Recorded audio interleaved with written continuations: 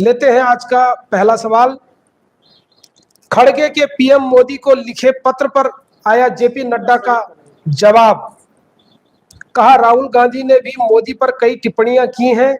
सोनिया ने पीएम मोदी को मौत का सौदागर कहा था। जगदीश जी, आप जो कह रहे हैं कि जेपी नड्डा का बयान आया है। हाँ, जेपी नड्डा का बयान आया है। आप तो यह देखिए कि आप उम्मीद भी क्या कर सकते हैं ऐसी सरकार और ऐसे नेताओं से। जी, आप उम्मीद नहीं कर सकते कुछ भी कि वह कुछ सीरियस या गंभीरता उनके अंदर है, आप नहीं कर सकते। हाँ, चिकारे के लिए आप सब वो कर सकते हैं।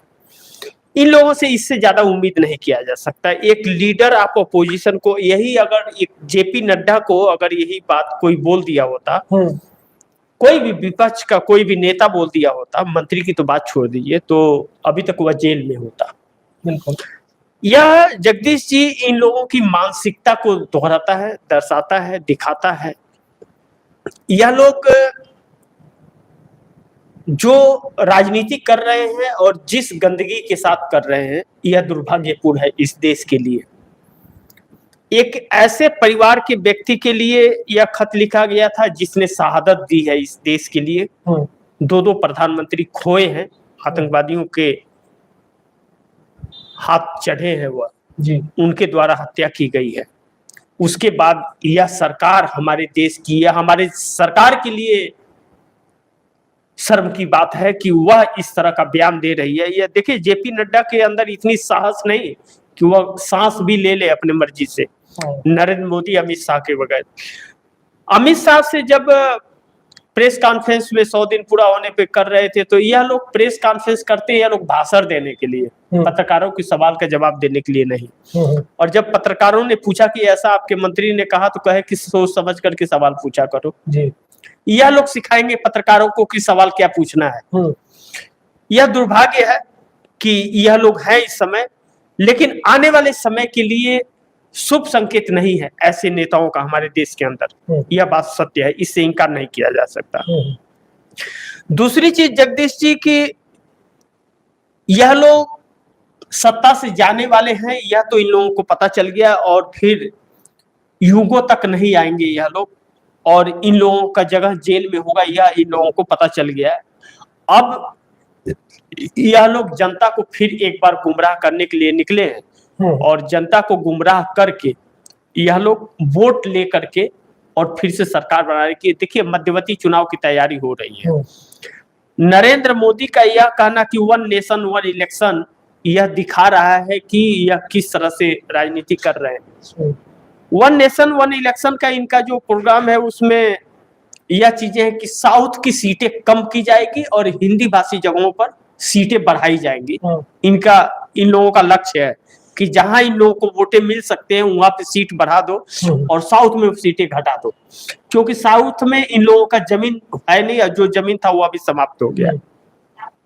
यह चिंता की बात है जगदीश जी, क्योंकि जम्मू कश्मीर के 3 टुकड़े करके जहां पे इनके थोड़ा जनाधार थे वहां पे सीटें बढ़ाई हैं इन लोगों ने, इसलिए यह बात कहने पे हम लोगों को मजबूर होना पड़ रहा है।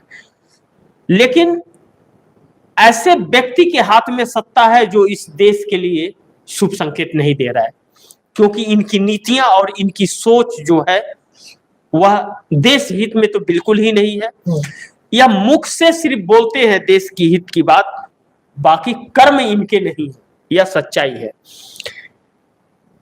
एक चीज है जगदीश जी की, अंग्रेजों से लड़ाई लड़के यह देश आजाद हुआ है, पूर्वजों ने लड़ाई लड़ी और अब दूसरी लड़ाई लड़ी जा रही है इस वक्त।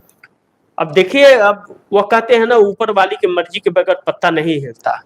अब ऊपर वाले क्या क्या सोच के रखा है इस देश में और क्या क्या दुर्दशा होगी।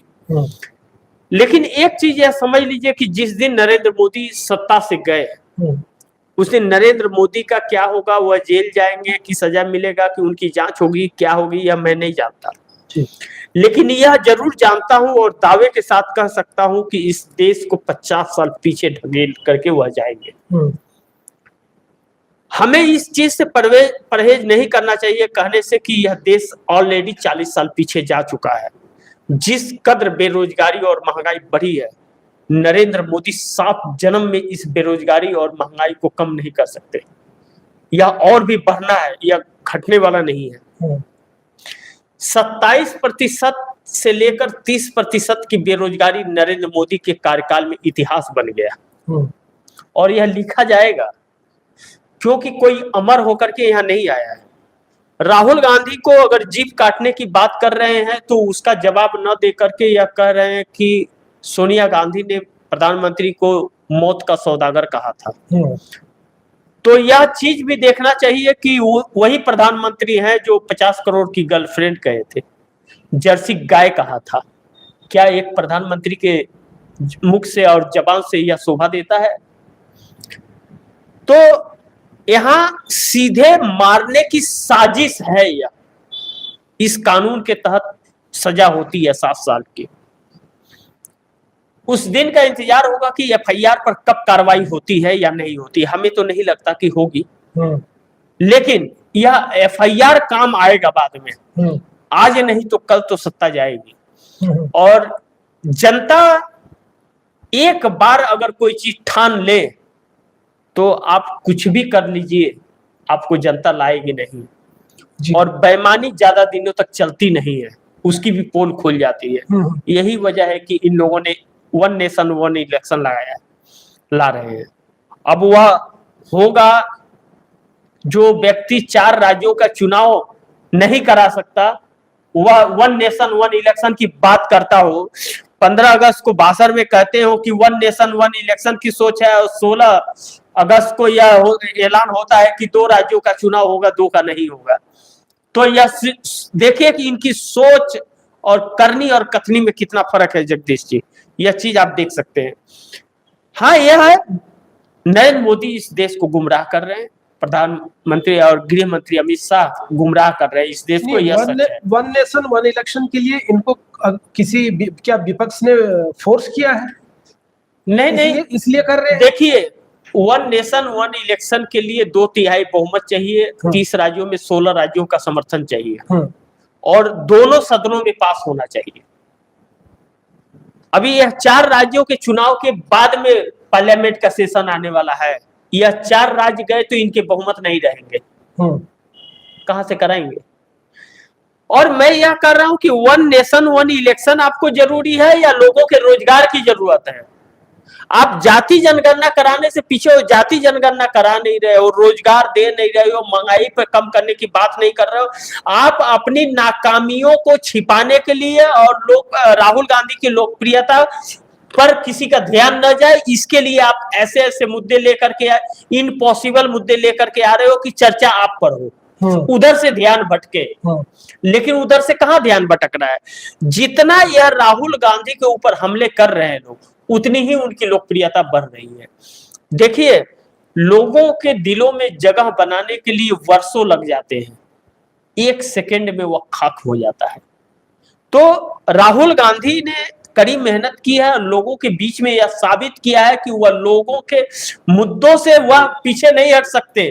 उनको पप्पू बना दिया गया, लेकिन लोगों का मुद्दे उठाते रहे। आज तक राहुल गांधी ने 10 सालों में जो जो बातें कही हैं, हर चीज सच हुई है। चाइना ने जमीन कब्जा किया, यह पार्लियामेंट में बोले कि नहीं, चाइना नहीं आया है, और चाइना ने 4000 स्क्वायर किलोमीटर के जमीन कब्जा कर लिया। यह मैं नहीं कहता, भारतीय जनता पार्टी के ही नेता एडवोकेट सुब्रमण्यम स्वामी का कहना है। मैं थोड़ी कह रहा हूँ, यह चीजें इन्हीं के लोग कह रहे हैं और इनके बुजुर्ग लोग कह रहे हैं। तो क्या या सुब्रमण्यम स्वामी के ऊपर केस करेंगे? है इतनी हिम्मत इनके अंदर? नहीं है।